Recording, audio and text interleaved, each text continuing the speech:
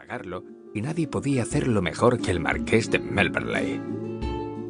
El marqués había heredado a los 26 años el título y la finca que había pertenecido a su familia desde hacía más de 300 años, y cada generación supo enriquecerla considerablemente. Su padre había sido el tercer marqués y él el cuarto. Sentía un inmenso orgullo de su título, su sangre y su posición en la vida. Aun cuando solo tenía 28 años, el príncipe regente le había prometido convertirlo en el Lord representante de la corona de su condado en cuanto el cargo estuviera disponible. Su Alteza Real también le indicó que habría para él un puesto en la corte en cuanto accediera al trono. El marqués lo aceptaba todo como si se tratase de su derecho propio. Había desempeñado un brillante cargo en el ejército de Wellington y recibido 2 medallas a consecuencia de su valor. También se percataba de que, a pesar de su juventud, los hombres de Estado tomaban en consideración sus opiniones. El príncipe regente, asimismo, le consultaba gran número de los problemas que se le presentaban cada día. Había dejado a Daisy Bray bañada en lágrimas ante la idea de que tendría que abandonar Londres sin poder verlo a solas de nuevo. Y pensó que intentaría olvidar los atractivos de Lady Bray en los brazos de Letty Lest. Ciertamente, la había desatendido por completo durante las últimas 3 semanas. Como Lord Bray se hallaba en el campo, había pasado todas las tardes y gran parte de la noche con Daisy. Ahora iba pensando en lo atractiva que era Letty cuando bailaba. Sabía hacer que un hombre olvidara sus problemas cuando le rodeaba el cuello con sus brazos. Primero, tendría que asistir a una cena en la casa del duque de Bedford, en Ingliston. Se sentía deprimido y no hacía esfuerzo alguno por levantarse el ánimo.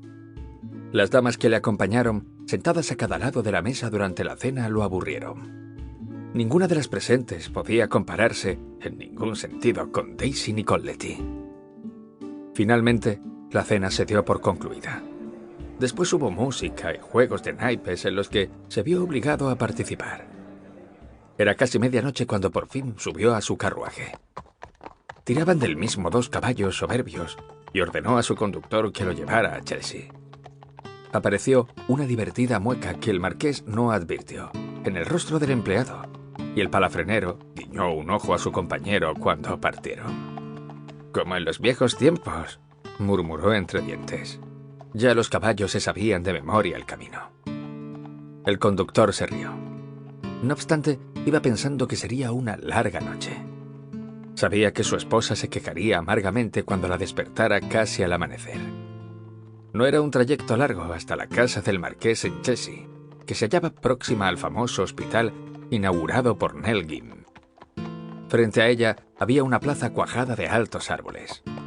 El conductor detuvo los caballos frente a la puerta. El marqués descendió del carruaje.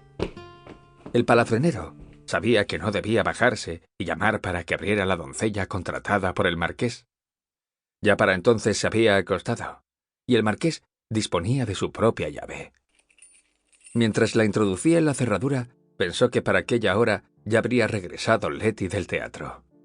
Estaría en la cama, pero se mostraría encantada de verlo, máxime, después de su larga ausencia. Se arrojaría a sus brazos y sería lo bastante inteligente como para no hacerle ningún reproche. El marqués abrió la puerta. Como esperaba, había una luz encendida en el vestíbulo. Era de velas, en candelabros de plata que él trajera de su casa del campo. Había ordenado que siempre se dejaran encendidas. Así, si llegaba inesperadamente, no corría el peligro de tropezar en la oscuridad. Cerró la puerta y guardó la llave en su bolsillo. Acto seguido, se quitó el sombrero de copa. Se disponía a dejarlo en la silla donde era su costumbre, cuando observó que ya había allí otro sombrero. Era del mismo modelo que el suyo, de hecho casi idéntico. Lo miró sorprendido. Se preguntó cuándo lo habría dejado allí y se había ido a casa sin él. De pronto, sintió sospechas. Colocó su sombrero en una mesa frente a un espejo enmarcado en dorado. También procedía de su casa del campo. Con deliberado sigilo, subió la escalera cubierta de una espesa alfombra. En lo alto había un pasillo con una puerta a cada lado.